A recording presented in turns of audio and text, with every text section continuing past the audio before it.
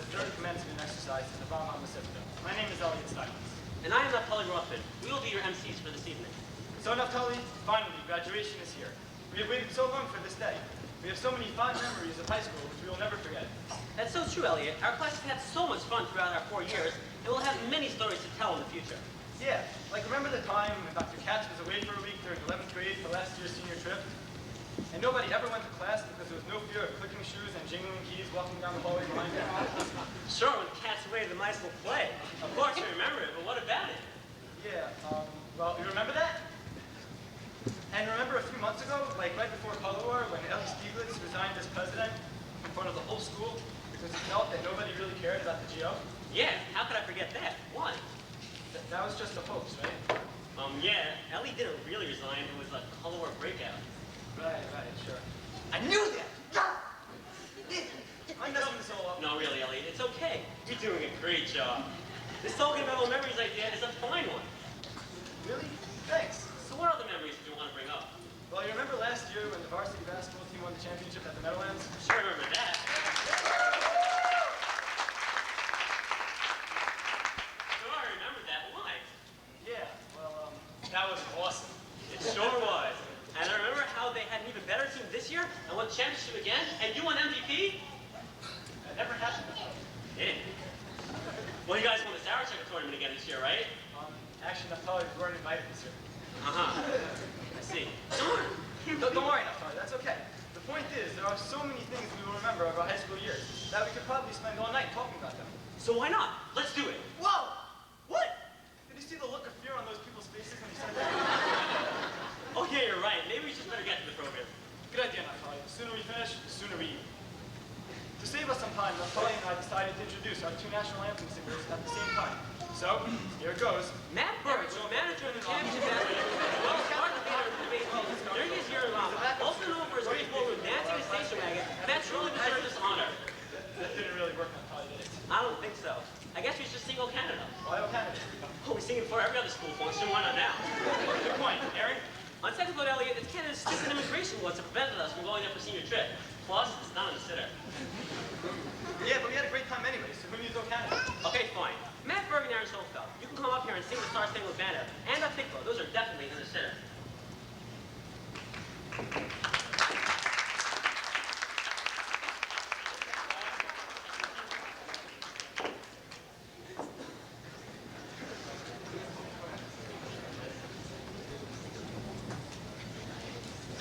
Everyone, please rise. Just kidding.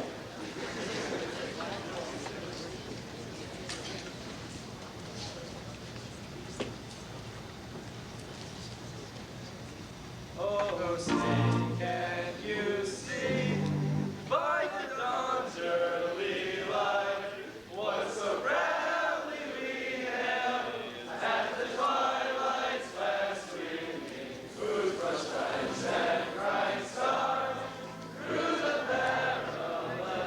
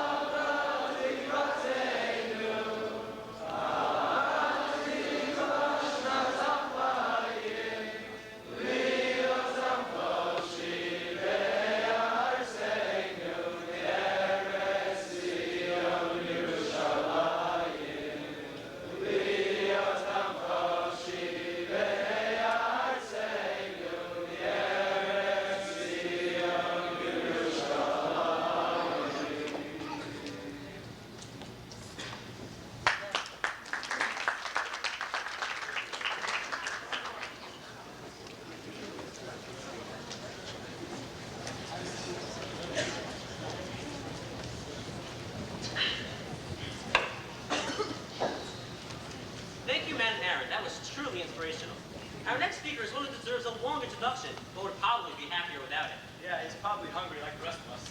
We could write a book about the lessons we have learned over our years in high school from Rabbi Friedman. He has showed us by example how to act as true Baalei Chesed, and how being a Jew means more than just sitting and learning. Rabbi Friedman has taught us that sometimes being a Jew means spending your Sunday afternoons on a bus to Washington, Philadelphia, Massachusetts, New York City, Pennsylvania, Hawaii. Hawaii. Nice try, Elliot. To help support a cause that is important to B'nai Israel. And so it is with utmost respect and infinite gratitude that we introduce our Rambam Mesivta, Rabbi Friedman, to address the students.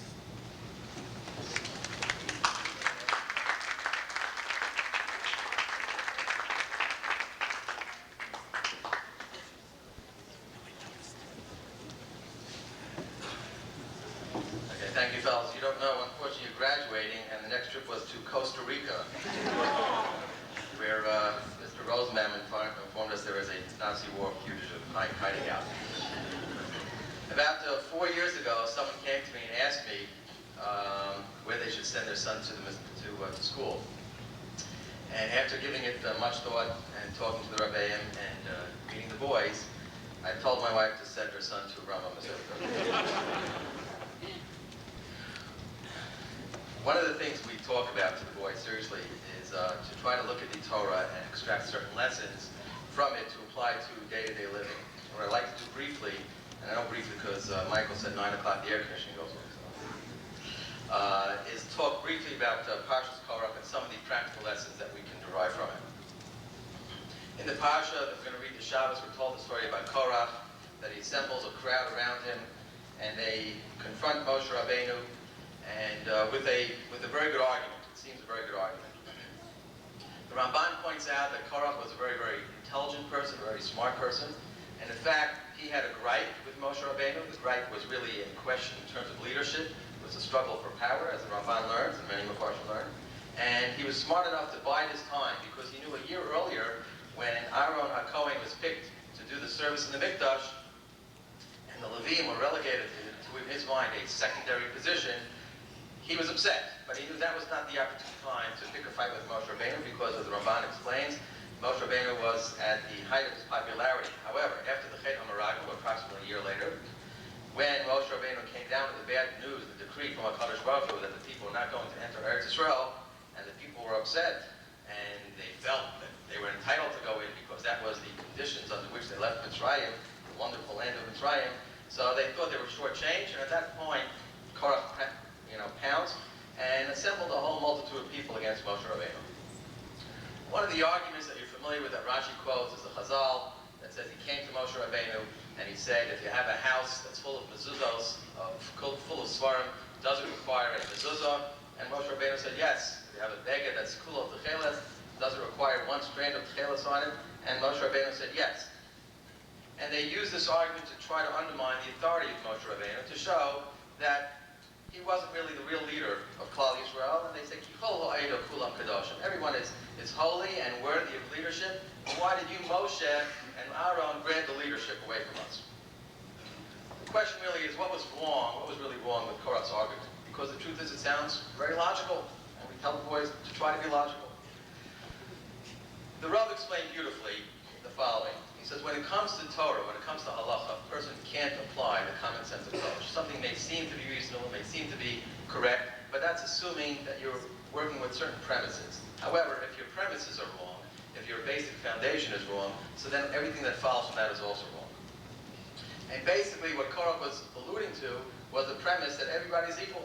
And since there's this concept of equality, therefore why is it up to Moshe Rabbeinu and Aaron HaKohen to dictate the laws? The common person also should have an equal say in determining what is right or wrong according to halacha. The bottom line, of course, I think you all realize, and this is one of the points I want to stress to our graduates, is that when it comes down to it, a person can't use common sense. A person can't second-guess halacha. You always have to revert back to the Masorah. We have the Masorah, a long chain of Masorah that goes back from your Rebbe to your Rebbe's Rebbe, back to Moshe Rabbeinu and Har Sinai, and that's the bottom line in determining any of life's issues that will confront you. This is an extremely important lesson today, because the truth is, one of the values of the American society, and we live in a great country, believe me, probably the greatest gullus that we've been in, offers us unbelievable opportunities and unbelievable choices. But I think it's extremely important for you fellows to realize that not all of the choices are Torah choices. Not all of the choices you're going to come up against other right choices. You have to think about them, you have to reflect upon them.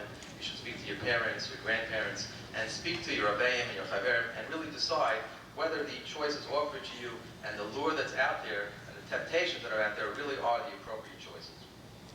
That's number one. Number two, it seems to be that Korach was only able to succeed in his argument because he had a large multitude of people that gathered around him. And oftentimes, that helps sway people, because when they look around and they see, there's a lot of people around them that they get caught up in a frenzy. I mean, any of you, I don't know, whatever, Met fans, Yankee fans, Knicks fans, you go to a ball game, you have a whole stadium with 25, 50,000 people cheering.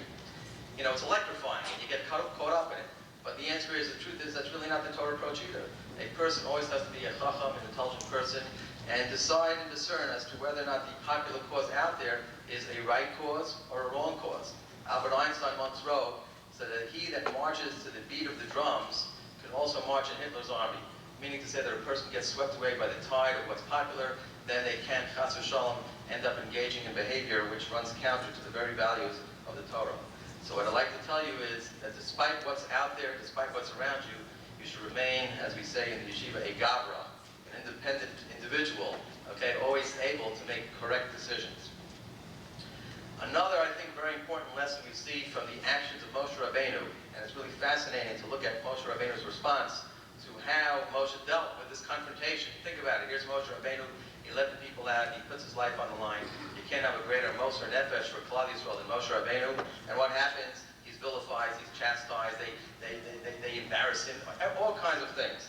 And HaKadosh Baruch Hu offers him an option. He said, listen, let me destroy the people. Let's start from scratch. You have the option to really have exalted leadership. Moshe refused that. And not only did he refuse it, but one of the Psukim says, Vayishlach Moshe l'kro l'dasam u'la'aviram b'nei Eliyav, vayom lo naleh. Moshe attempted, believe it or not, to approach Dasam Aviram, who were the instigators behind this whole rebellion. They worked closely with Korach, and they refused to come. So Rashi picks up on the point that says Moshe sent for them. Why did Moshe send for them? So Rashi says, teach us an important lesson. You don't look for fights. You don't look to become entrenched in a particular position to prove that you're right, just for the sake of proving that you're right. Rather, Moshe Rabbeinu thought,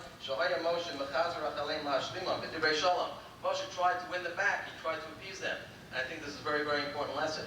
Because as much as a person may feel that they're right, and if a person is right, you should not deviate. You should not deviate one iota from what he knows to be correct. But the bottom line is you don't look for machlokas. And you don't look to make a point just to prove that you yourself are right. But on the contrary, to the extent that it's possible, and here it was not possible, but certainly an attempt has to be made to bring the other party closer to the truth, so that hopefully the bottom line is the correct situation is worked out. So the goal is not to prove your own point, but rather to create a situation where there is shalom between all the parties concerned. And when I look at the class, the truth is the class, you guys all individually, are all capable of this. You're all capable of being leaders, being certainly leaders in the family, leaders in the community, some of you leaders in Klal Yisrael. But I think what's most important, you have to be leaders for yourselves. And you have to really think about some of these lessons and some of the other lessons you learned in yeshiva, what you're going to continue learning in next year and years to come, and really be able to stand up in the face of sometimes very difficult pressures, and really be leaders and stand up and do what is correct. As the member said, "B'makom she'enish," when there is no one out there to become a man, so you stand up and you become the man, you become the leader for the correcting the right situation. I want to take this opportunity to thank many people. I'm not going to go through everyone by name, but basically the wonderful staff, the Rebbeim, the English faculty that's with us tonight, that really puts out tremendous efforts, not just teaching classes and walks out when the bell rings, but is really there for the sake of all the Talmidim.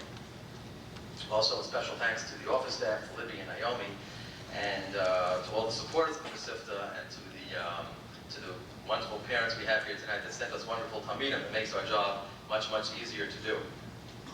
One more word of thanks, and I know that without saying too much, I know Dr. Katz's feelings. His feelings are that graduation is a time for students and not a time for any other agendas. So I'll just keep my remarks very short, but that is, I want to express a special Hakar Tov to him for the 4 years of dedication and sincere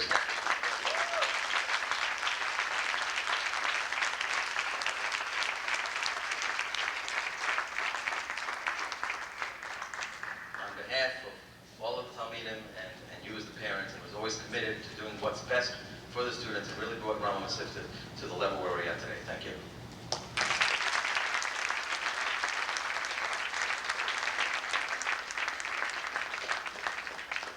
Just have a brief presentation for Dr. Katz. It's a card that I'll read to everybody. Dear Dr. Katz, on behalf of the Rambam family, we'd like to wish you Tzeiskam L'Sholom to you and your family on your move to Boston. Hatzlacha Rav and all your endeavors. We will miss you fondly, the Rambam family.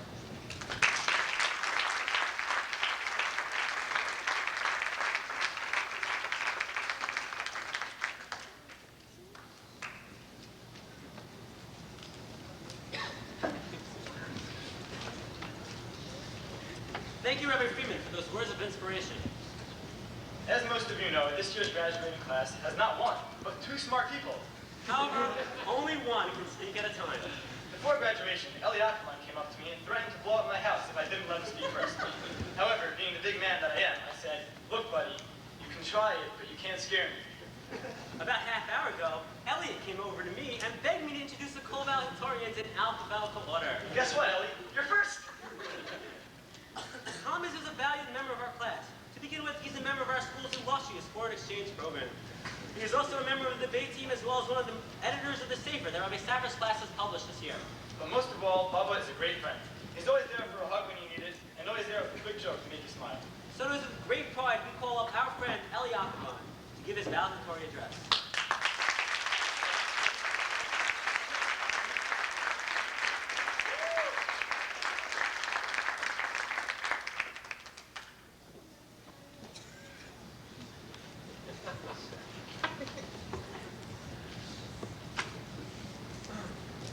Dear Rabbi Friedman, Dr. Katz, Rebbeim, faculty, parents, honored guests, and Chaverim.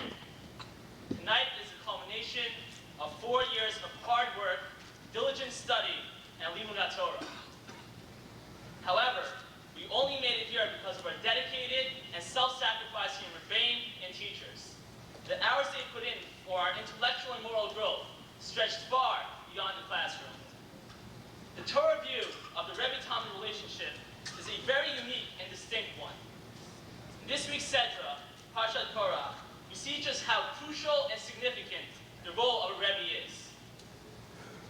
Korach began his rebellion against Moshe and Aaron with a very straightforward question.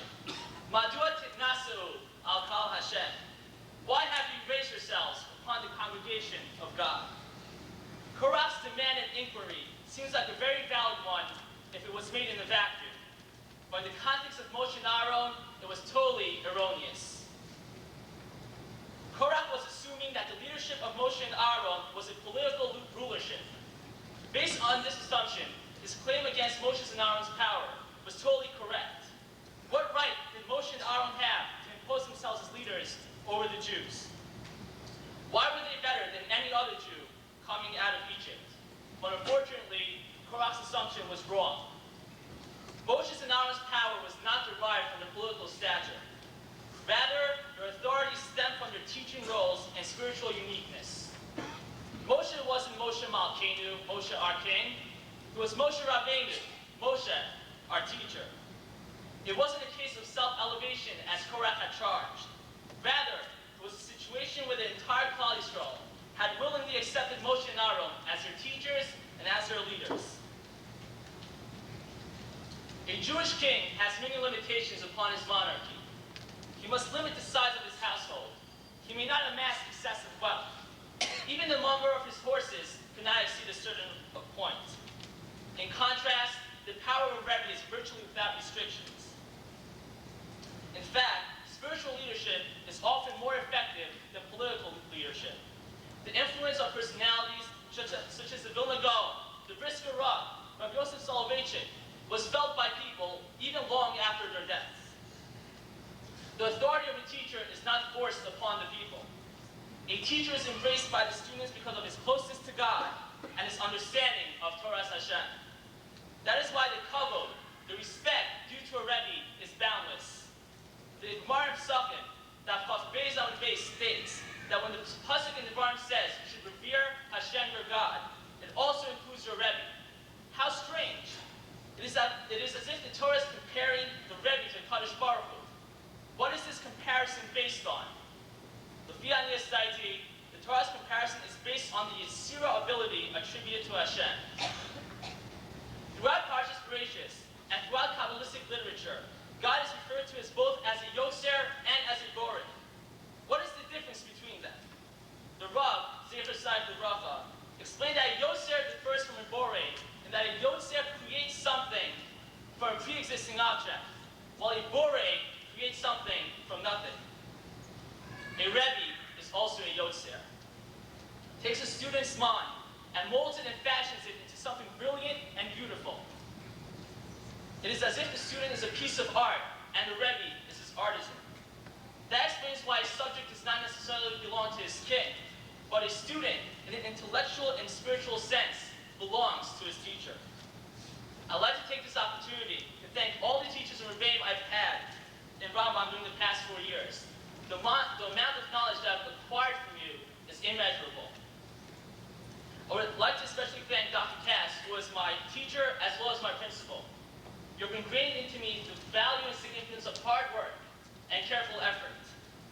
Best wishes and best of luck in Maimonides will truly be missed in the coming years.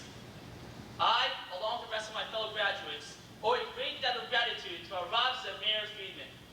None of us would be here today were it not for our Friedman's vision of this great yeshiva and his devotion to imbuing us with the commitment to halacha, Klal Yisrael, and a love for learning. Rabbi Friedman's constant fidelity to thinking clearly before taking any step in life is truly a manifestation of Sof Ma'aseh v'Machshava Tefillah. His unyielding commitment to Klal Yisrael and halacha is truly inspiring for us all. Rabbi Friedman, thank you for all that you've done for us. Thank you for making a deep and everlasting impression upon me. I would like to thank our wonderful office staff, Libby and Naomi. It's always comforting to know we have such caring people working with us. Thank you to our board of directors, especially Dr. Zevi Isserov and Mr. Michael Steinmetz. Special thanks to Rabbi Avram Har, our director of student activities. The hard work all of you put into making this done is truly appreciated. I would finally like to thank my whole family, especially my parents and my 2 brothers, Kobe and Avi, for their unconditional love and support. I would have never made it here without them.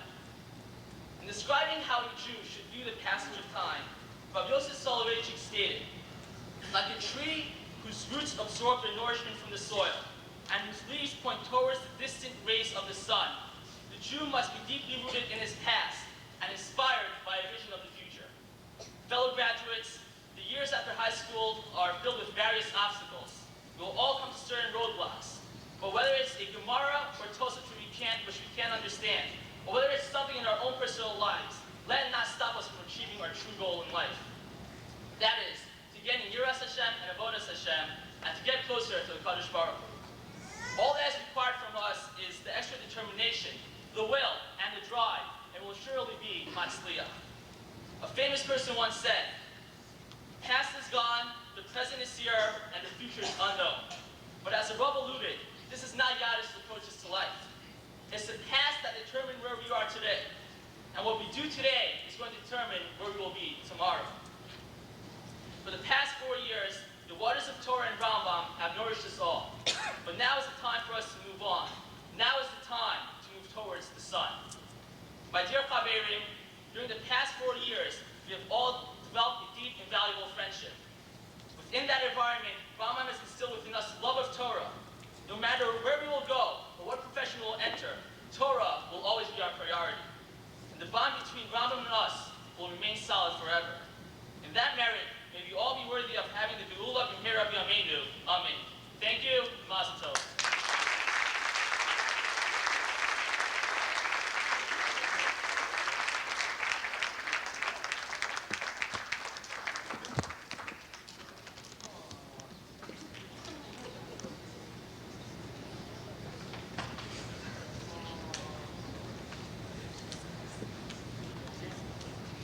Thank you, Baba, for your words of inspiration. Being that our graduation program is very short, I was wondering, why is it so short? Naftali, come on, think Danishes. I forgot. Everyone is hungry. Anyway, so since our graduation ceremony is so short, we have decided to present some senior awards to truly deserving seniors in our class. So we'd like to call Freeman, Dr. Katz, and Rabbi Hart, please present these awards to our deserving seniors.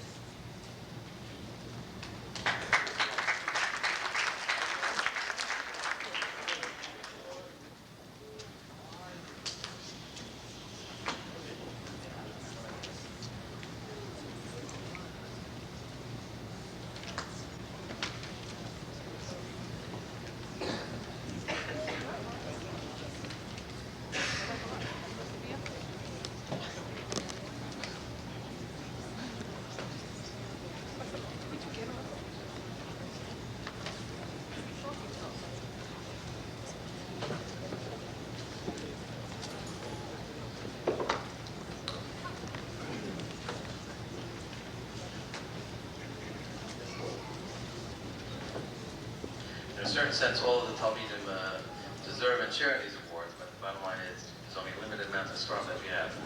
Okay, so we have to make the following choices. For excellence in Gemara, Eliyafa.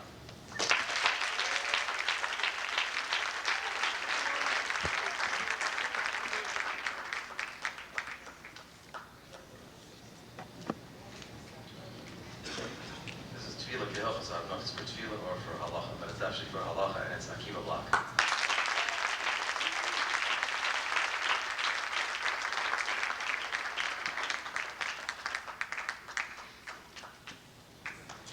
The next one I think is easy. It's in Tanakh, so it's I accept it.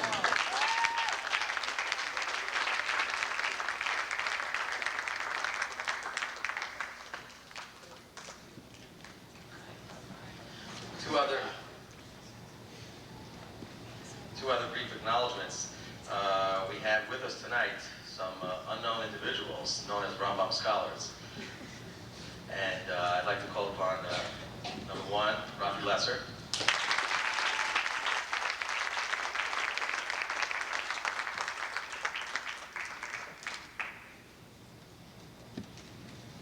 And Josh Schwartz.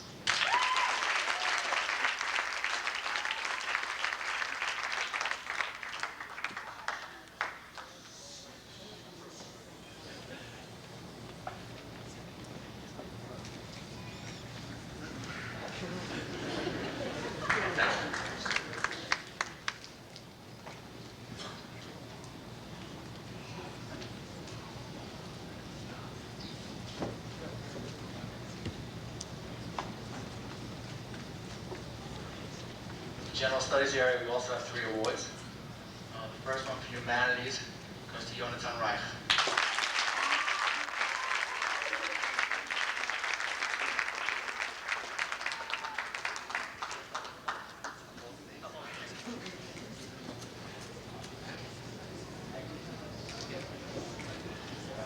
The award for Science goes to Dani Isserov.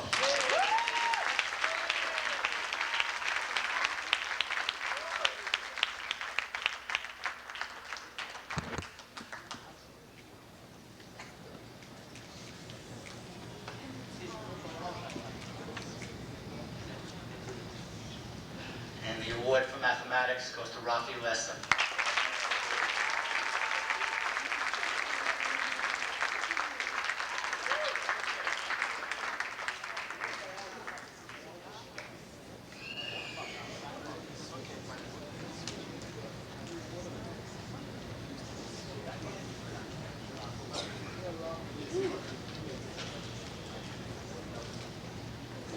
I'd just like to speak to the parents for a moment to wish them a mazel tov, that to produce Talmidim such as the ones we have here at Rambam is actually a partnership.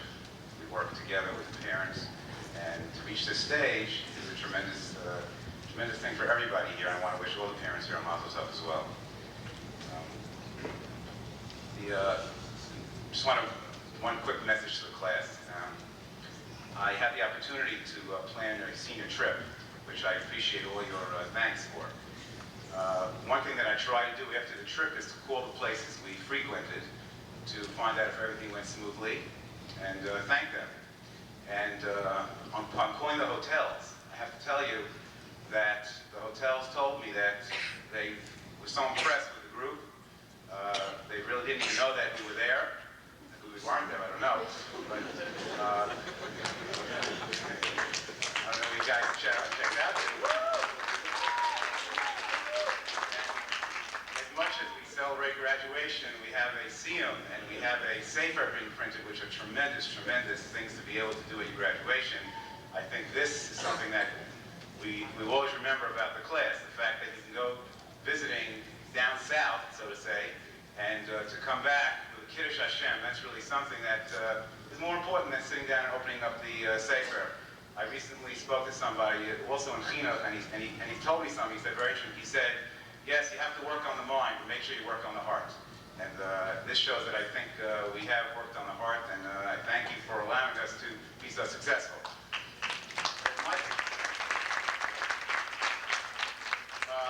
It's my pleasure to present the Chesed Award. The idea of Chesed is not just to do something when you're asked to do it, to fulfill an obligation, but the idea of Chesed truly is to do it because you recognize it as a true virtue to help somebody out.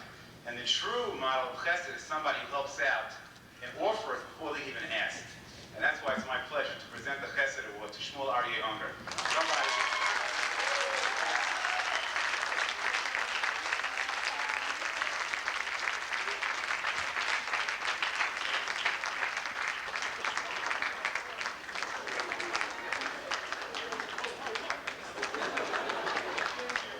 While I'm up here, I'd like to say that I officially retired my job as security of the Rambam Mesivta.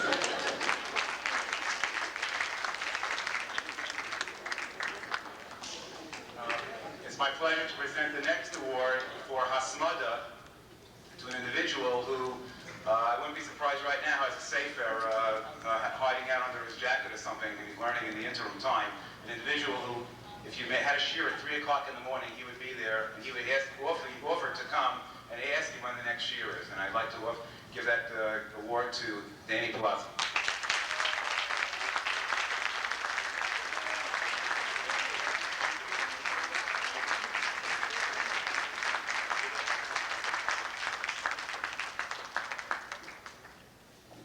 One more award I'd like to present. I want to preface it by mentioning that Rabbi Friedman was not the one who created this award. This award, I guess you could call it the I'm not getting any special treatment award, or perhaps putting up with your father for 4 years award. And I'd like to present that to Menachem Friedman.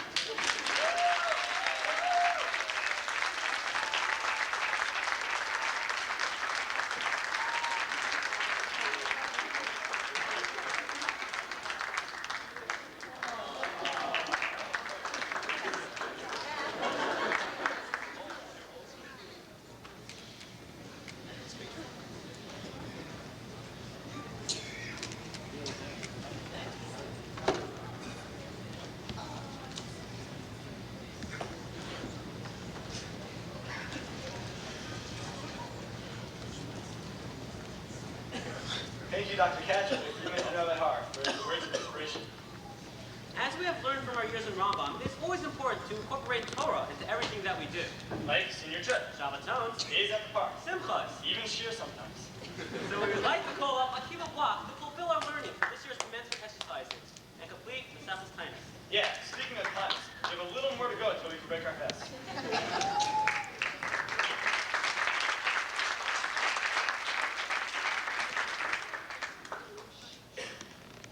By the way, guys, I'm sure you said it before you came in, but Baruch atah Adonai Melech Haolam Shachoni and Baruch.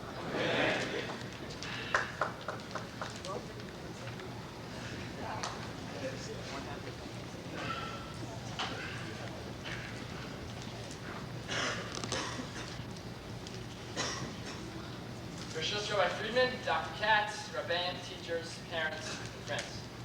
Tonight I'm placed in a rather awkward position. I've been chosen as a representative on behalf of my shiur and my fellow graduates to deliver a siyum on Mesachos Tainis.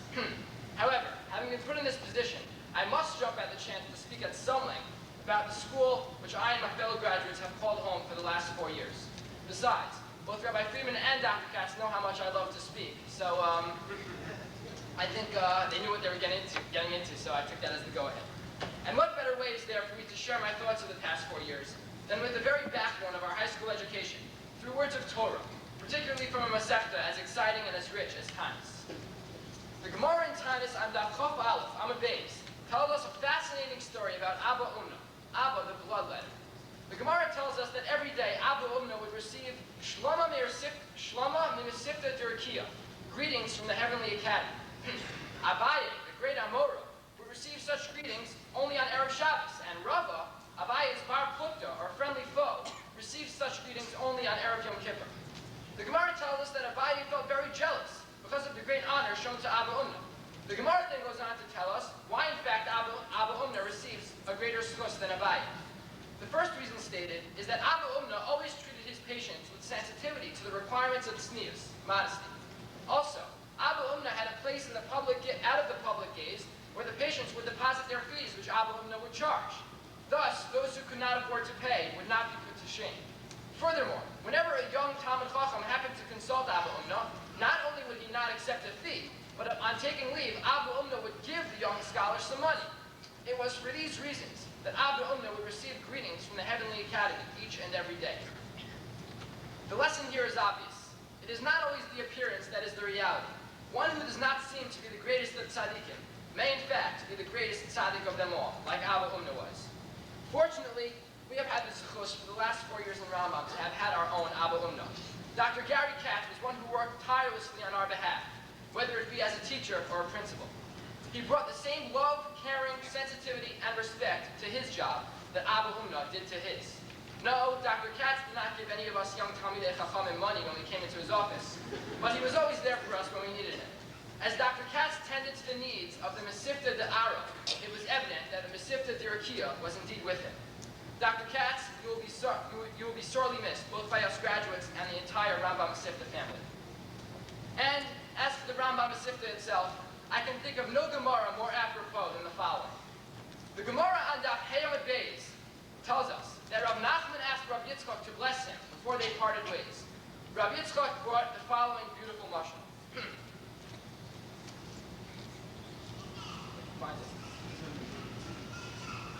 Adam haya holech b'midbar, v'haya ra'ev, v'ayev b'tzameh. A person was walking through the desert, and he was hungry, tired, and thirsty. Umatza Elon, and he found a bush. Sheperosav mesukin, that whose fruits were sweet. V'tzilo na'eh, and its shade was pleasant. Of emes hamayim overes tachto, and there was a stream of water flowing under it. Acham perosav, he ate from its fruits. V'shosam mimemo, and he drank from its water. V'yoshav v'tzilo, and he sat in its shade. Ucheshebikish lele, and when he requested to leave, Omar Elon Elon, Bama Avarcheka. Tree, O tree, how can I bless you? Im Omer Lecha Sheyehu Perosecha Mesukin. If I say to you that your fruit should be sweet, Hare Perosecha Mesukin. Your fruit is already sweet. Sheyehet Silcha Na'eh. Should I tell you that your shade should be pleasant? Hare Silcha Na'eh. Your shade is already pleasant. Shetahei Emes Hamayim Overes Tachtecha. Should I tell you that a stream of water should flow beneath you? Behold, Hare Emes Hamayim Overes Tachtecha. A stream of water already flows beneath you. Ella, Yehi Ratzon, Shakon Atios, Shenoti Mimcha, Yehu Kimosva. Rather, what I shall bless you with is that everything that comes from you should be like you. Rambam Mesivta, what can we say? Your fruits are sweet, your shade is pleasant, and a stream of water flows beneath you. And I'm not referring to the flood in Rabbi Kupchik's office. The only possible bracha we can leave you with is that under the dedicated leadership of Rabbi Friedman, you will continue to instill in the Talmidim a strong foundation of Torah and of character, so that they, as we hope to as well, will grow up to be Manhidei Klal Yisrael. Now to the scene.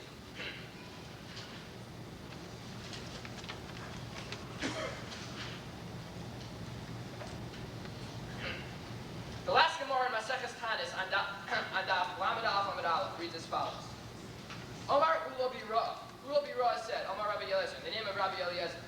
Asid HaKadosh Baruch Hu lasos mochol l'tzadikim, hu yoshev b'neihem v'gan Eden, v'chol echad be'echad mara be'etzba. Shenemar v'omar b'yom ha'hu hinei Elokeinu zeh kivinu lo b'yoshienu, zeh Hashem kivinu lo anagilov nismecha b'shuasa. In the days of the world to come, the Kadosh Baruch Hu will hold a chorus for the tzadikim, and he will sit in the middle of Gan Eden, and everyone will point a finger at Hashem and say, quoting the pasuk from Yeshaya, and it shall be said on that day, this is our God, for whom we have waited that he might save us. This is the God for whom we waited. Let us rejoice in his salvation. In other words, In the Tekufat HaMashiach, the knowledge of Hashem will be so great that one will be able to really point and say, this is Hashem. Hadron Allah Shlosh Prakim will speak Allah Maseches Tanis. Hadron Allah Maseches Tanis Hadron Kalan. Datron Allah Maseches Tanis Datron Kalan. Lo Nis Shem Enoch Maseches Tanis Lo Nis Shem Enoch. Lo Ba'ama Hadin Lo Ba'ama Da'asik. Hadron Allah Maseches Tanis Hadron Kalan. Datron Allah Maseches Tanis Datron Kalan. Lo Nis Shem Enoch Maseches Tanis Lo Nis Shem Enoch. Lo Ba'ama Hadin Lo Ba'ama Da'asik. Hadron Allah Maseches Tanis Hadron Kalan. Datron Allah Maseches Tanis Datron Kalan. Lo Nis Shem Enoch Maseches Tanis Lo Nis Shem Enoch. Lo Ba'ama Hadin Lo Ba'ama Da'asik. Here's some of the Adonai Elohim Hei Al-Sinish Hei Torah Manu Seinu. V'olam Hazeh Ois Hei Imanu V'olam Abba. Chanina Bar Papa, Rabbi Bar Papa, Nachman Bar Papa, Achai Bar Papa, Abamori Bar Papa, Rafim Bar Papa, Rafish Bar Papa, Shulcha Bar Papa, Adam Bar Papa, Dori Bar Papa. Harev No Adonai Elohim Hei Beis Torah Shkav Yosam Chal Beis Yisrael. V'niyah Anachim B'Tzetzeinu B'Tzetzeinu Chal Beis Yisrael. Kolani Odei Shmiach V'gam Beis Torah Sach L'Ishma. Ebaisi Chakmini U'Mitzosecha Kili Gam Kili. Kili Li Samim B'Kudecha L'Man Lo'Yivosh. The Olam Lo Eshkach B'Kudecha Kibam K'Yisani. Baruch Atah Adonai Lamdini Chukecha Amen Amen Amen Sela Ba'ed. Modim Anach L'Fanecha Adonai Eloheinu V'Lehei L'Sinish. Samtu Chalkinam Yoshvei Beis Hamidrash. V'lo Samtu Chalkinam Yoshvei Karnos. She'anu Ashkim V'hem Ashkim. Anu Ashkim L'Divrei Sorah V'hem Ashkim L'Dvarim B'Telim. Anu Amelim V'hem Amelim. Anu Amelim V'Mekabim Sachar V'hem Amelim V'hem Mekabim Sachar. Anu Ratzim V'hem Ratzim. Anu Ratzim L'Chai V'Holam Hava V'hem Ratzim V'Er Shachas. Shenema, V'atar Elohim Toridim V'Er Shachas. Atrei Davim V'Mirma Lo Yachatzu Yemehem V'Ani Yaftach Bo. The heroes of L'Fanecha Adonai L'Haim Kishem Shad L'Tan L'Tzayim Masechas Tanis came to Azvenu L'Haskil Masechos V'Sfar Machrim L'Saimah. L'Mod L'Lamed L'Shmor L'Asos L'Chayim V'Skol Divei Sama Torsecha B'Yahava. V'Zichus Kol HaTanoim V'Hamoraim V'Tamidei Chachamim Yamod L'Zari. Shlo Samush HaTorah Mipil Zari L'Zer Zari Adolam. This is Chayim B. V'Yisalecha Tanche Osah. V'Shach B'Chat Tishmar Alecha L'Haki Tziosa Sisichecha.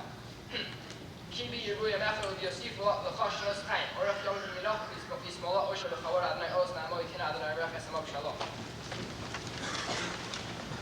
Rabbi Tzkedash Merabo. Yomad Ligu Asif Yischadam L'Achayam Meisayim Asoko Yason L'Chayim Allah L'Mibnei Karton Yerushalayim L'Shach Wala Heflei V'Gava L'Mekar Palchonam L'Chura Min Ara L'Asaba Palchon Adi Shmaya L'Asrei V'Yamlich V'Chab V'Chul L'Achosei Kavi Karei V'Chayim V'Chayim V'Chayim Yisrael V'Agolaz Makamir V'Yimru Amen.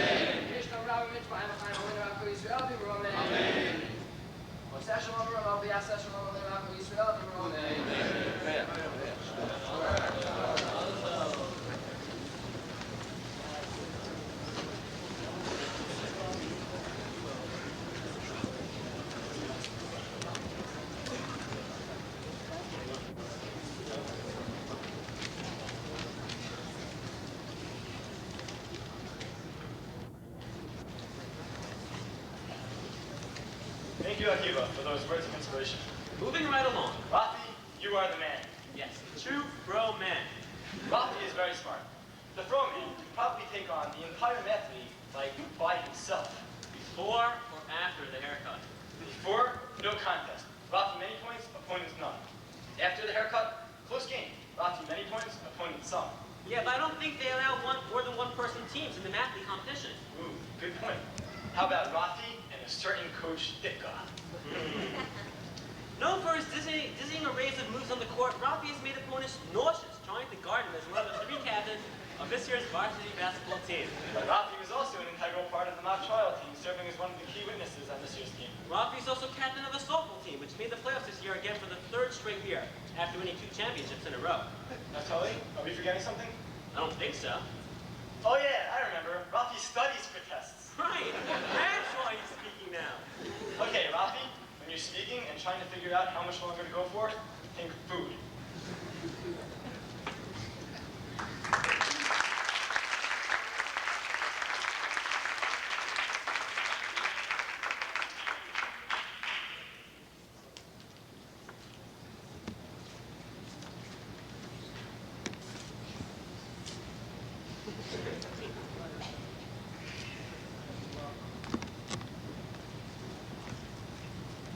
Rishus, Rabbi Friedman, Honored Rabban, Dr. Katz, faculty, parents, relatives, and friends. Tradition has it that Rav Shlomo Zalman HaKohen Kook, Zecher Tzaddik Lebracha, was visiting a certain town that happens to be in the midst of a dispute. Upon hearing of Rav Kook's visit, the Rav of the community requested that the honored Rav intervene and resolve the conflict. So that week in Shul, Rav Kook stood before the congregation to discuss the week's sedger, specifically about Korach's rebellion. In the midst of the drasha, Rav Kook shifted gears and began discussing the other event of the parsha, how Aaron's staff sprouted overnight and blossomed shkedim, almonds. Rav Kook explained that the significance of almonds is that there are two types: those that taste sweet at first, but then leave a bitter aftertaste, and those that at first taste bitter, but later become sweet. Rav Kook continued that these two different kinds of almonds are symbolic of Korach's rebellion, or any conflict for that matter. The desire to argue with someone else is very sweet and appealing. It makes a person feel good to stand up for himself, giving him a sense of power, confidence, and pride. But later, once the conflict has persisted for an extended period of time, all the parties involved are only bitter with resentment. However, peace is the reverse. At first, it's very difficult for a person to make peace. To admit that you may have been wrong, to come to terms with your enemies, is a difficult and bitter task. Yet, once peace is achieved, everyone knows that it is for the better. The sweet resolution manages to overshadow the difficulties in reaching this point. It is important, Rav Kook concluded, to realize the importance of choosing the right path, in this case, peace, for this will produce genuine results. As the story goes, Rav Kook's words inspired the congregation to resolve their difficulties. But I think that this idea concerning choosing the right path is very universal in nature. Even more so, it is especially apropos for our graduation. Up until now, we have not had the responsibility to make too many important decisions that would affect the rest of our lives. Now we are approaching a critical point in our lives. Although we have already chosen which yeshivas and colleges we will attend, now we are going to decide whether or not we'll use our time wisely to choose the direction that our lives will take. Up until now, we have lived in a relatively controlled environment. Honestly, we have not had that much exposure to the world around us. Now we are going to be more on our own. We'll have to make many important decisions. What kind of role will Torah play in our lives? What profession we will choose? We're suddenly going to see the many tracks that we can take. However, with each decision we make, there will be two paths set out in front of us. One will be very appealing, involving less work, less effort, faster satisfaction, more fun. The other will involve hard work, continual effort, more perseverance, and less immediate results. Naturally, we will all be greatly drawn towards the easy way out, the sweeter path. However, when the time to choose a path approaches, it is important to remember that the path which seems sweeter may only leave us bitter later, without direction, without purpose. Instead, it is a seemingly bitter path of hard work with a purpose that will truly be sweeter in the end, in terms of both ruchnius and gashmius.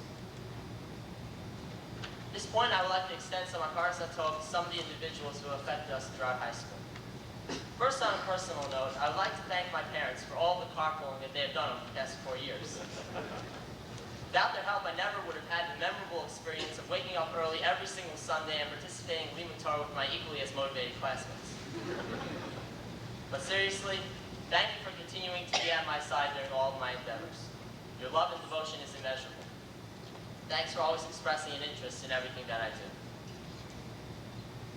I would also like to thank all 4 of my grandparents for their continual love and affection.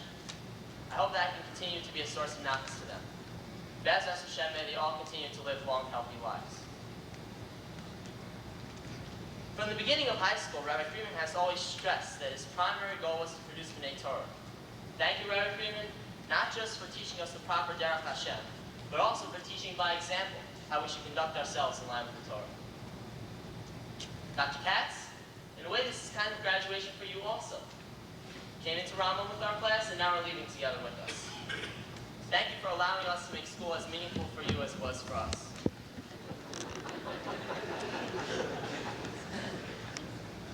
We wish you Hatzlacha in your future position and hope that you continue to impact on students as you did here at the Mesivta. To all of the Rebbeim we have had over the past 4 years, thank you for instilling within us the values necessary to become B'nai Torah and providing us with the tools that will help us advance even further in Limud Torah. Thank you to all of our remaining secular studies teachers for maintaining their sanity. On another personal note, I would like to thank my coaches, Mr. Joey Honig and Mr. Bill Weiner, not just for teaching me how to play basketball, but also for teaching me the values of teamwork, effort, and perseverance. Values are as important as anything else in shaping my life for years to come. Baruch Hashem, throughout high school, we were not short of role models. Finally, to my fellow friends and classmates. A great man once said, if in the land of the blind, the one-eyed man is king, then in the land of skunks, the man with half a nose is king.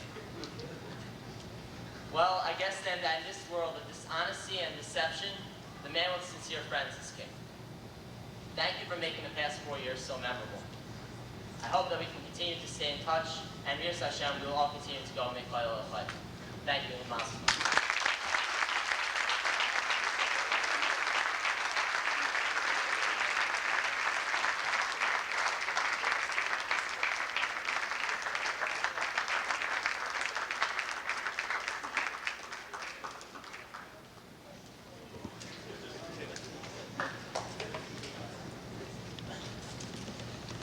Thank you, Rafi, for those words of inspiration.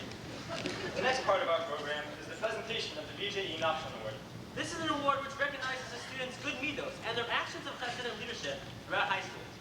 To present this award, we would like to call upon Dr. Charles Griffin. Dr.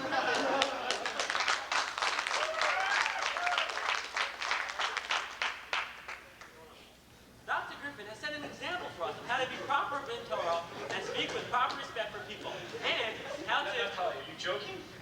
That was Asher, not Dr. Griffin. Oh, right.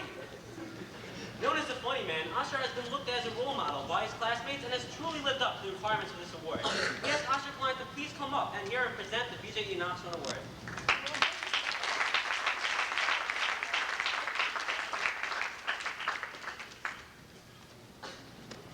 Thank you.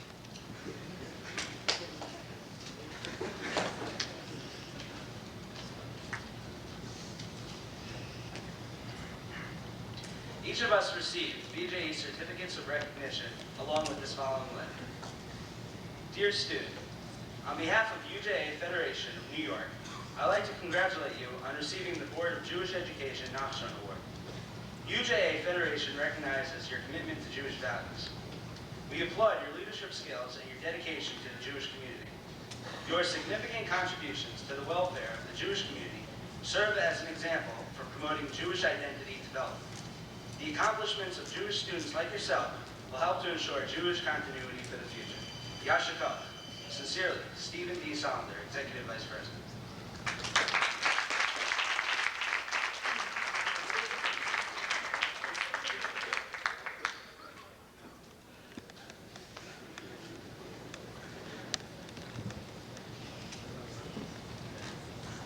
Thank you, Asher. That was truly delicious. Kind of like all that food they have waiting for us downstairs. On that appetizing note, we will introduce our next speakers. Next speakers. You do? I have just been informed that our school does have a board of directors. Mr. Steinmetz and Dr. Ursula will be delivering the message from the board. Mr. Steinmetz, known to more than one of us as Dad, is chairman of the board at Rambam. Dr. Ursula is the president of Rambam and is very often in school spending his free time to make sure all is well. Both my father and Dr. Israel have sons graduating today, as well as the fact that both of them have gotten to know many of this year's graduates very well. So I'm sure their speech will be a little personal. So, on a personal note, the graduating class would like to thank Dr. Ursula and Mr. Steinmetz for all the work they have put in to benefit the school and our class. Yeah, and on a personal note as well, I'm hungry and so is Dunny. So dads, think about that while you're speaking.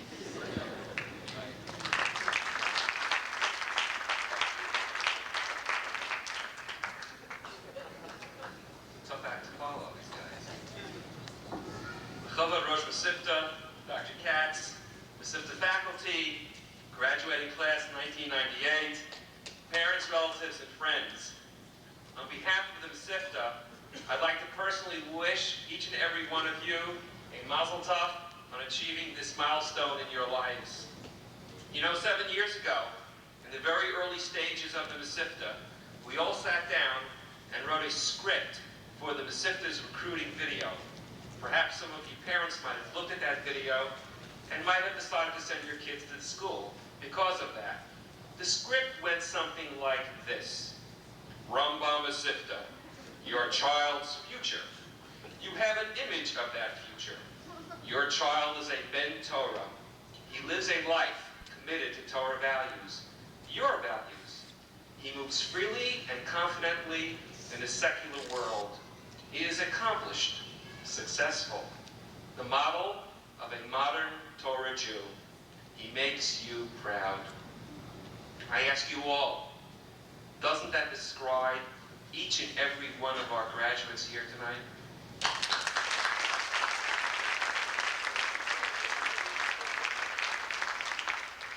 You've made the Mesivta proud with all of your accomplishments, academically, in Limudei Kodesh and Limudei Chol, and in your personal growth. And in the sports arena, well, you demonstrate nicely that winning isn't everything. As a parent of a graduating senior dunny, I know I share with all the parents here tonight a tremendous sense of joy. The road through high school is a bumpy one, some ups and some downs. As parents, we've tried to impress upon you our values. We tried to channel all of our energies to reaching new heights in knowledge and learning. As a parent, I'd like to collectively express a hakaras hatov to our Rosh Mesivta, Rabbi Friedman, our secular principal, Dr. Gary Katz, to our dedicated faculty of Rabbeim and teachers, and to our front office staff, Libby and Naomi. Thank you.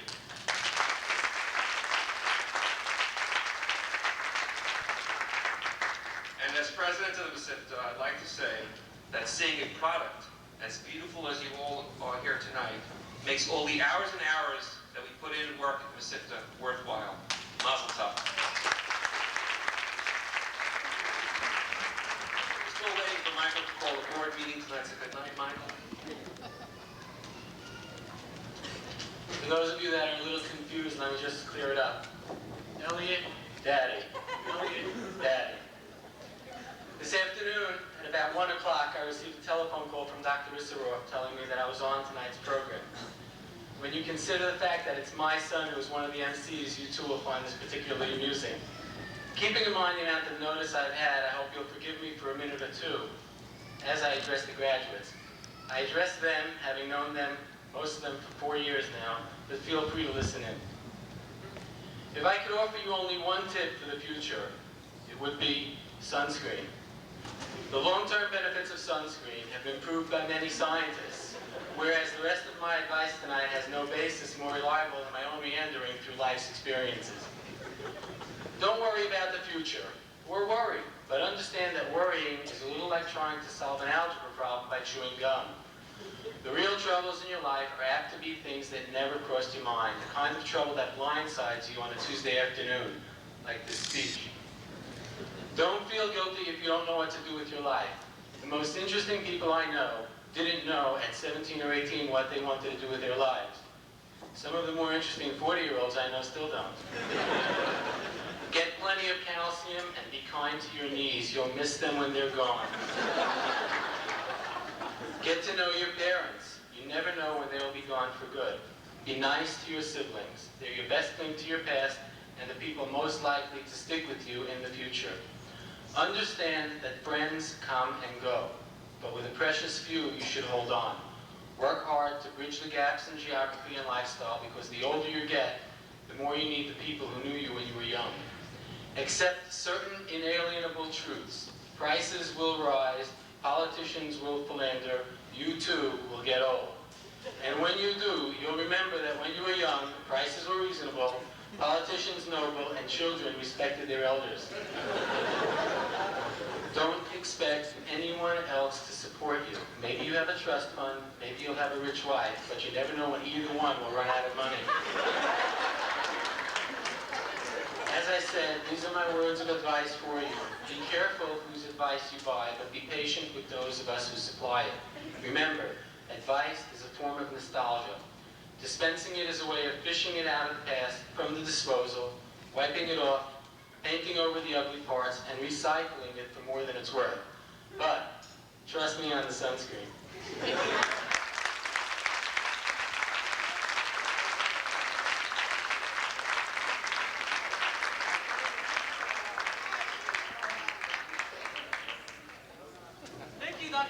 Mr. Steinmetz for those words of inspiration.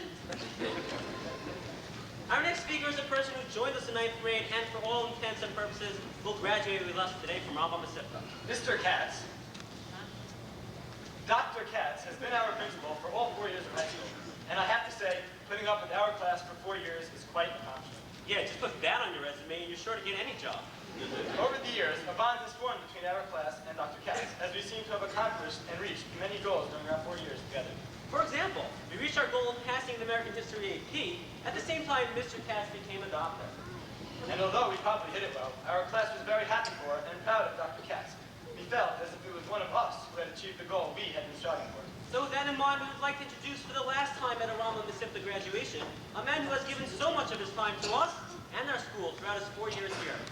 A man we have learned so much from and who we will surely miss in the future. Our principal, teacher, and friend, Dr. Katz.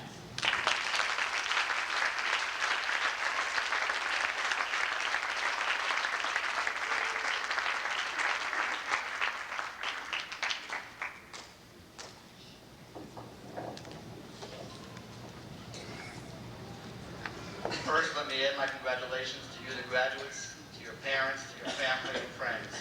It gives me a great deal of pride and pleasure to see you reach the end of the road you began 4 years ago. Just over 4 years ago, I first met most of you. The past 4 years, we've done a lot of things together. We've played basketball, rumor has it when you've been stuffing me in one of my shots. We've gone to Shabbatonim, rallies, and parades together. We've gone to basketball games, hockey games, and softball games together. I even had the pleasure of going on a senior trip with you. We went whitewater rafting and paintballing. The amazing thing is that you not only let me survive the trip, but you helped me through it. I've had the opportunity to teach you, and you've had the opportunity to teach me. We've learned together, laughed together, and even at times, few of course, we've disagreed. I've yelled at you, punished you, hugged you, encouraged you, and thanked you. Just about the only thing I've not done in the last 4 years is giving you a shia. So this might be the time to do that.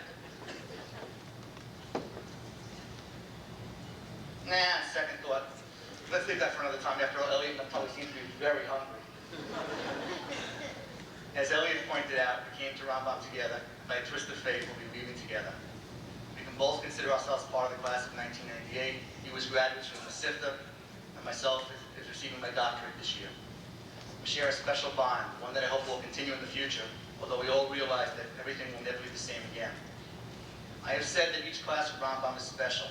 Each class has its own identity. Each year the seniors ask me, what could be so different or special about them?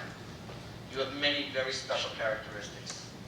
As I look at each and every one of you, I can see something special or memorable about all of you. But that's not what I want to talk about here tonight. Rather, I'd like to talk about what makes you special as a group. I remember one day, a couple of months ago in my economics class, where I looked around the room, the 8 students in the class, and noticed that they had come from 8 different schools. As different as you may have been when you arrived at Mesivta, you leave as great friends, willing to help each other and serve each other. You represent one of the best goals of Mesivta, to take students from different areas, whether it be Brooklyn, Queens, Staten Island, Long Island, and students from different schools, and mix them together. It's a popular sociological theory called the mixing pot. After 4 years, you come out as Rambam students, sharing similar ideas and sharing each other's strengths. I know that you will take your individual strengths and the strengths you have gained together and will continue to spread them as you leave the Mesivta. You're a class that knows how to get a task done. When your feet are held to the fire, you respond by not only meeting the minimum requirements, but reaching the highest levels of excellence in your classes, especially in your AP American History examination. You are a class that has achieved beyond anything anybody expected of you. And I know you will continue to surprise people in the years to come. Do not underestimate your ability to achieve. At the same time, you are a fun-loving class. A class that knows how to enjoy themselves within the context of a Torah Jew and a Mesivta student. I hope that you will take that cheer and those smiles into the world. As it says in Kohelet, to everything there is a season, and a time to every purpose under heaven. A time to weep, a time to laugh, a time to embrace, and a time to refrain from embracing. The time has arrived for you to leave and face the world. That time is now. Let me leave you with one last observation. It says in Maseches Makos, Daf Yud Al Ben Aleph, the rabbi says, much Torah I have learned from my masters, more from my fellow students, and the most of all from my disciples. For the past 4 years, you have taught me many things. You May you continue to be my disciples, and may you continue to teach me as you have in the past. Once again, congratulations on your graduation, and good luck in the future.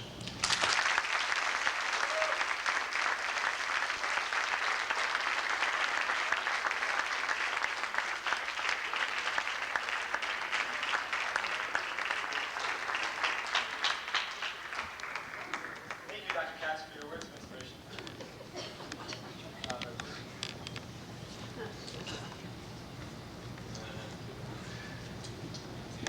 Oh, wait a minute, Elliot. We almost forgot. Whatever it is, it better not take long. My tummy's starting to make funny noises. Well, Elliot, how does challah sound? That sounds really good, but how are we going to cut it? Well, Dr. Katz will cut it for us with his new challah board. Oh, yeah, right. The challah board. Well, give it to him. Don't you have it? What do you mean? You had it. Oh, Elliot, I'm scared. This is very, very bad. What was that? I don't know. It's coming from your pocket. Yeah. Hello? Yeah. Okay. Figures. All right, bye. Who was that? That was your mother. You left the challah board at Yontan's house. Like that? Yonatan, could I have that present? On behalf of the graduating class of 1998, we would like to present this challah board as a small token of our appreciation for all that you have done for us in our 4 years at Rambam. Thank you.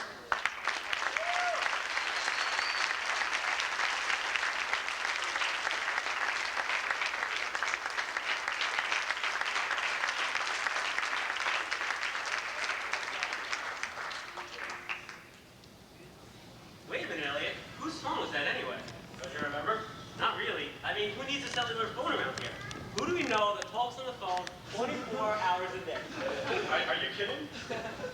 All right, I'm confused again. Oh, wait. My bad. Since you seem to know exactly what's going on, I'll let you present this one. You're too kind. On behalf of the graduates, we would like to present our beloved Rambam Mesivta, Rabbi Freeman, with his very own cell phone.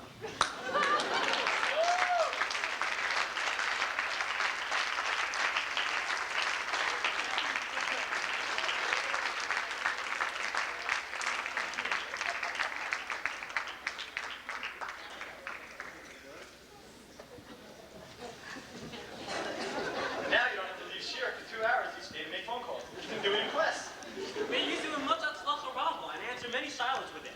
And if you start getting calls at 3 in the morning, it's not Tali, I promise. I thought you were taking care of that. I mean, you're the one with all the leftover phone cards.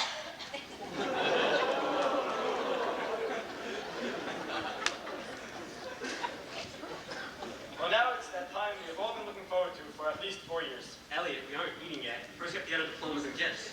Oh, my bad. So let's do it already. Before we have the class come up here and get their diplomas, we figured maybe we should give a brief history of our grade. This might shed a little light on how special this graduation is to the few of us who made it.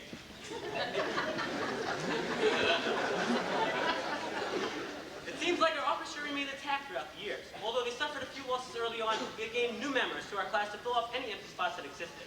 The middle share, however, suffered a big hit at the end of 10th grade. While we started off with somewhere around 20 kids, the share has diminished to, I'd say, about a baker's dozen.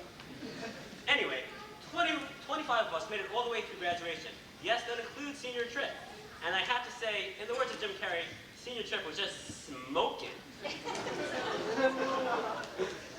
So after starting off with 42 kids, our class is now 25. This small number has allowed us all to become good friends over the years. It also explains why our classmates find us funny and no one else does. Too bad. Having so few students has many advantages in terms of learning as well. We have learned how to act like a Ben Torah, while directing our minds to keep us on the proper derech. Rambam has taught us how to be brisk in our learning, as well as how to stay away from false premises, which serve as a false sense of security, which society deems acceptable. Well, enough of the history. Let's get our diplomas and get out of here. Oh, and one of our classmates asked me to please remind the graduating class, when graduation is over, do not throw your diplomas in the air, because you may not find it afterwards, and that much justice will be annoying. Anyway, without further interruption, we would like to call Rabbi Freeman, Dr. Katz, Dr. Risseroff, and Mr. Steinmetz to give out diplomas and school gifts.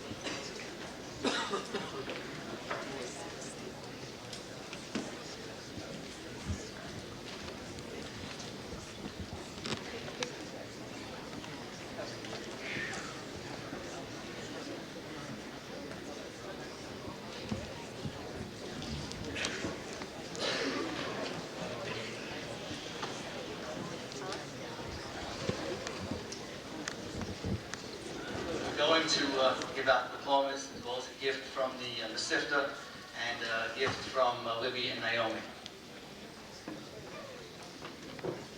Okay, the gifts are Svarim, 2 Svarim. One is a sefer called Nefesh Harav, which is basically a halacha sefer that tells us many of the various minhagim that Rabbi Yosef Dov Soloveitchik Zevin Tzaddik Bracha had. And the other one is a book called The Juggler and the King, which is written in English, which is the translation of the Vilna Gaon's translation of a very famous Haggadah. And from Libby and Naomi, you'll open up and find it. The first graduate is Eli Kambais Akvan.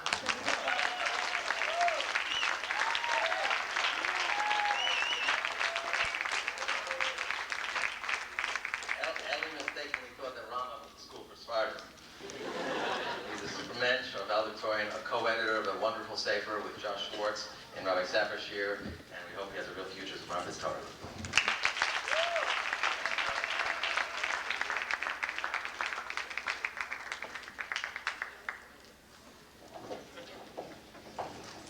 Menachem Berkowitz.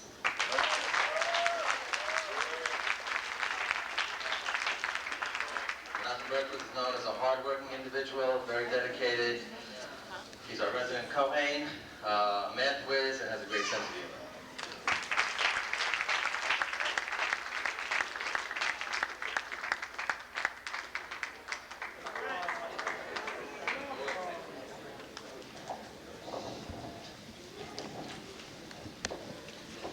Akiva Locke.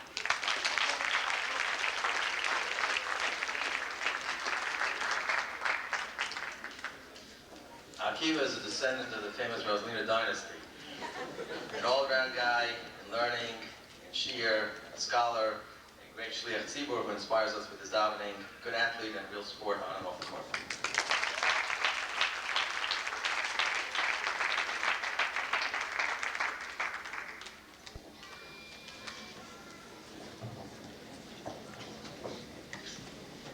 Matthew Berg.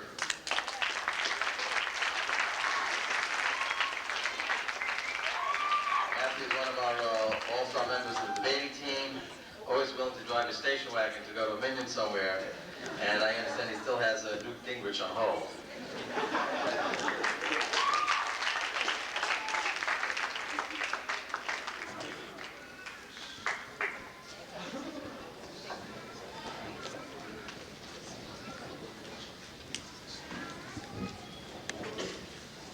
Donnie Bodna.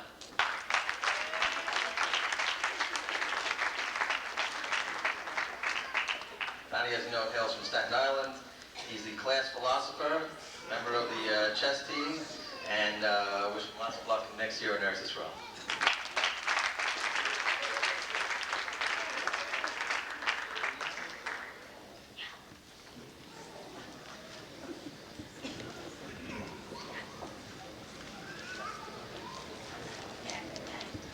David J. Chemetsky.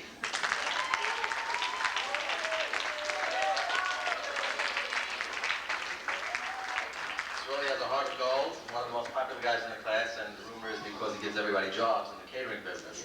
That's Chicago.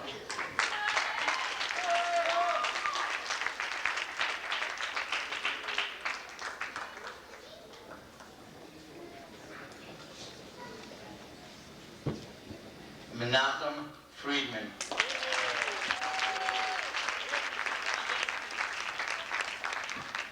Occasionally I get to speak. Menachem is our resident pitcher on the softball team for 4 years. He's always got a smile on his face. He received the Lawrence Association's Citizenship Award. He's at the Mesivta 7 days a week. Congratulations.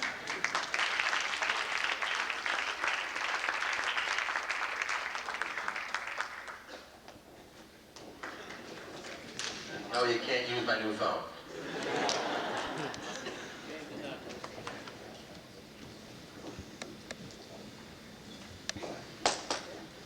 Zvi Pershinov.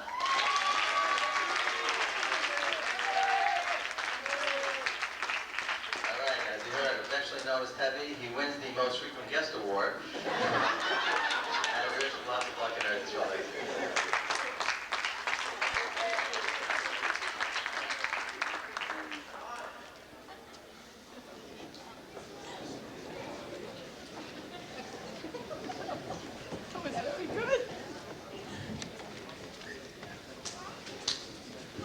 Asher Klein.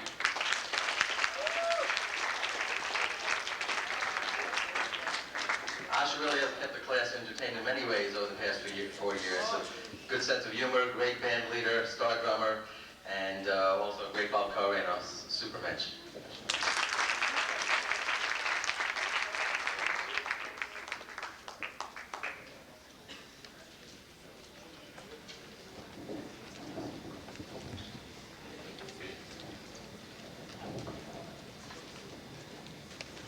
Ariel Holzer.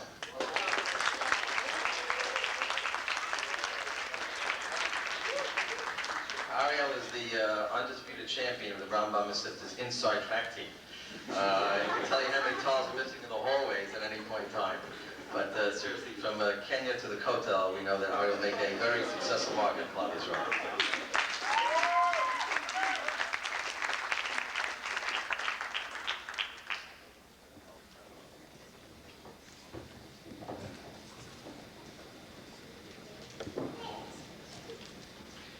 Donnie Issaroff.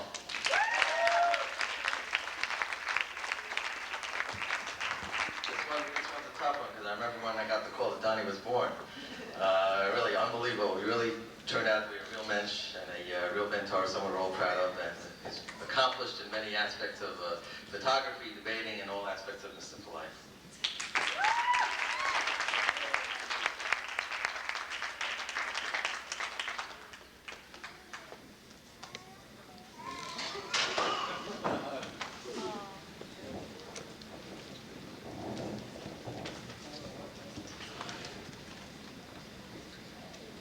Jeffrey Lazar.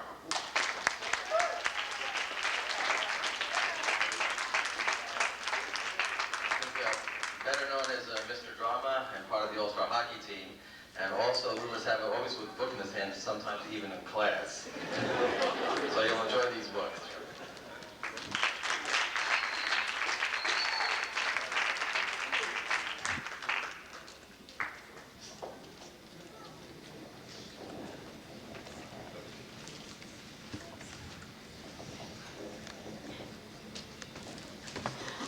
Rafi Lesser.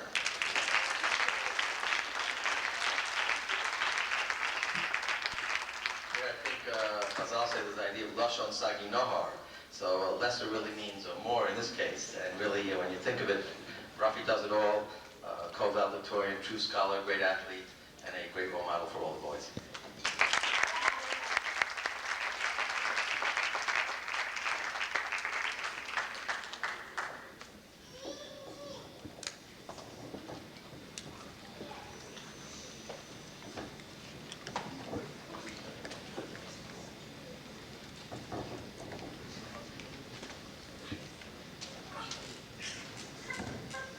Shimon Pollock.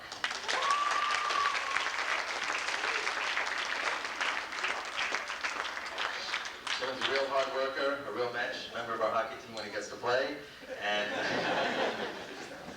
really, it was really a pleasure having Shimon around. Best of luck in Eretz Yisrael.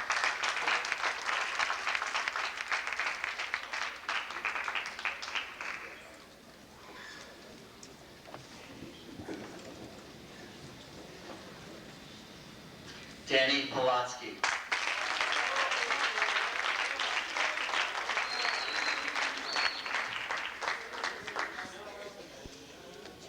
I'm going to break from the script for a second, because he breaks them all.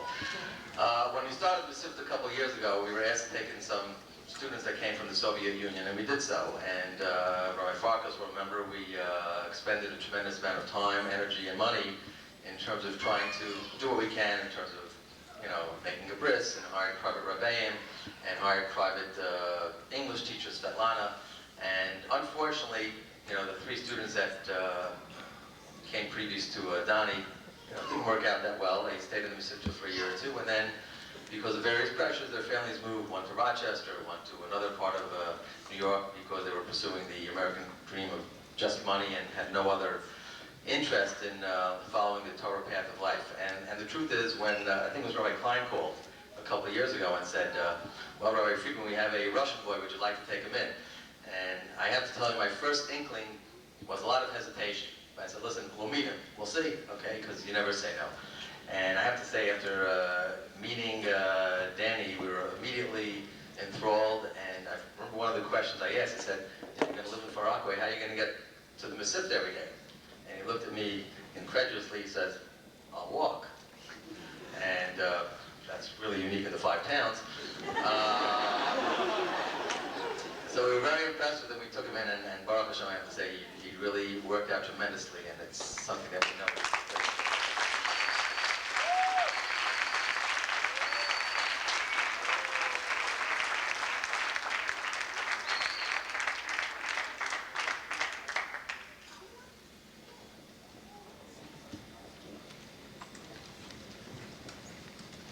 Jonathan Reich.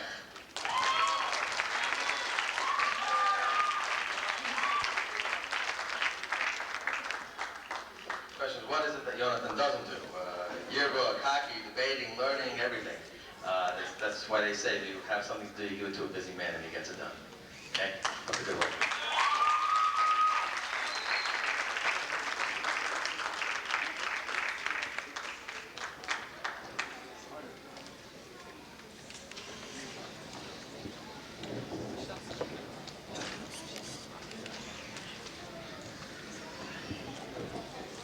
Naftali Rothman.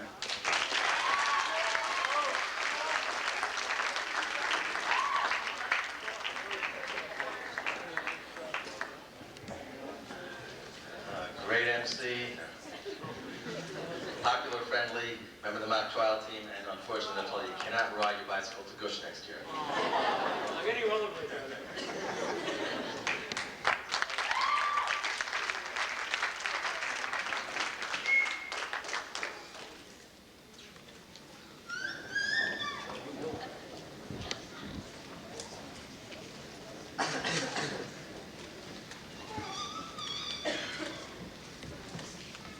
Jonathan Reese.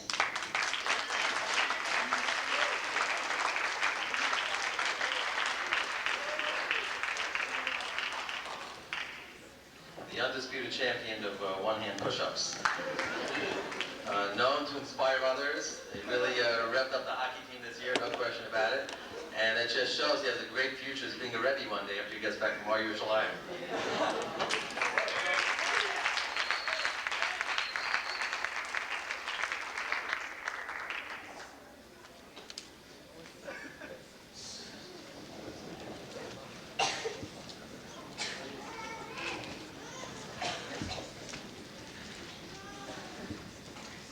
Avi Sanders.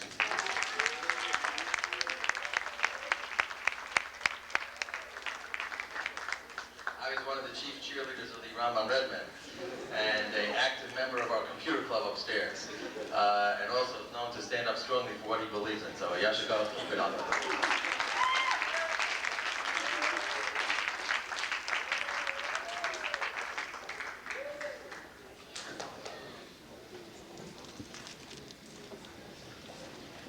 Aaron Schoenfeld.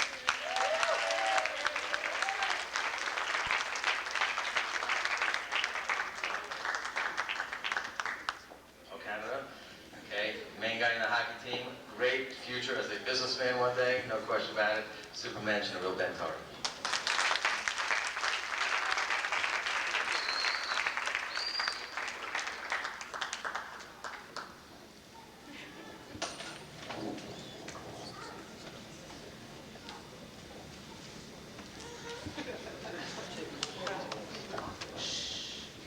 Naftali Schuss.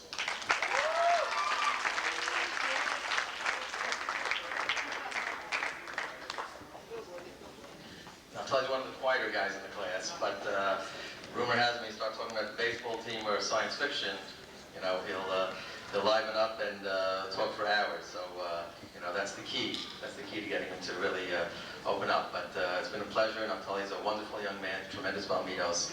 Wish him a lot of hatzlacha in the future.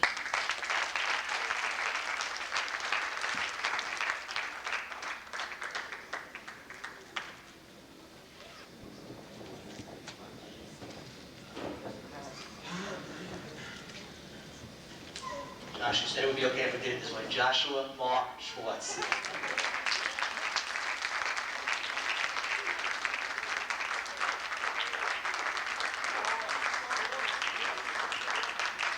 Shua is a big guy with a big heart, a future Talmud Chacham. As you know, he was a co-editor with Eliyahu on the beautiful sefer that Rabbi Safra's Shir put out, one of the Rambam scholars, and also the unofficial recipient of the Daily Coca-Cola Award in the Mesivta.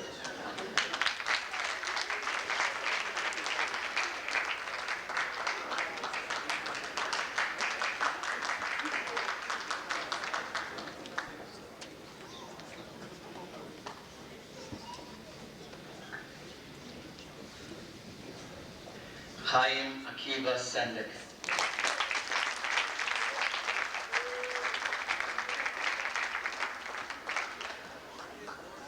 Chaim's our resident Torah Bowl expert, Tanakh expert.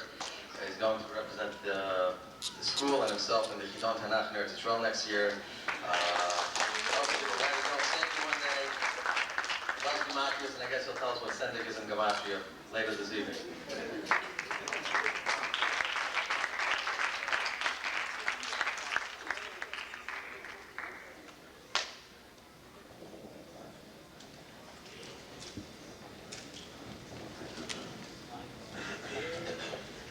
Shmuel Aryeh Ungar.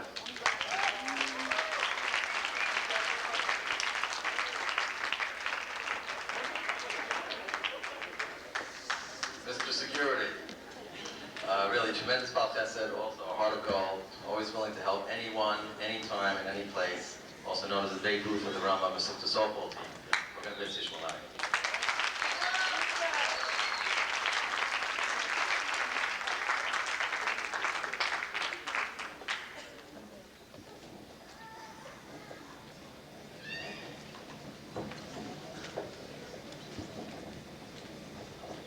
Elliot Steinmetz.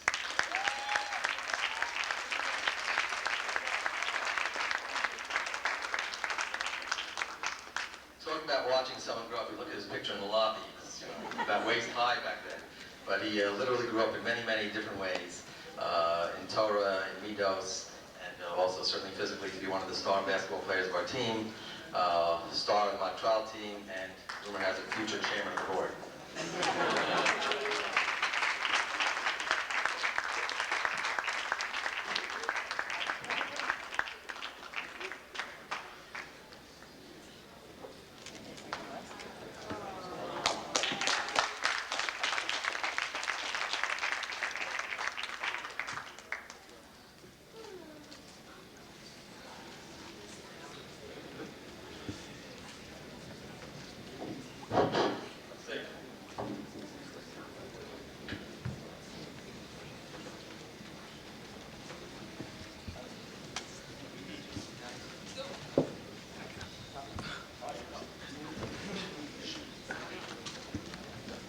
Before we continue, we would like to present a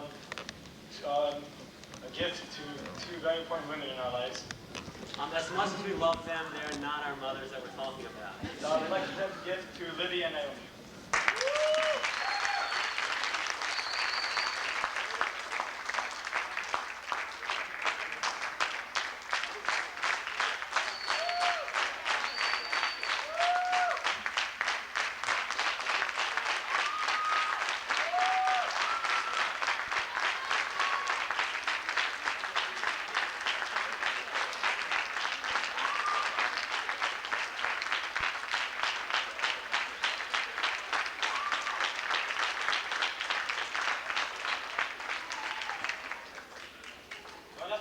That's just about does it. I guess that means that you're finally going to get to eat, Elliot. Naftali, I'm not really hungry anymore. All right, more food for me.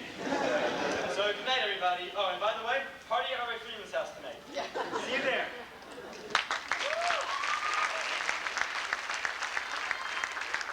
Ladies and gentlemen, the shul is going to be locked, so please take everything with you. Don't leave anything in the shul. Please stay seated for the boys to leave first, and there will be Mara right after the boys leave.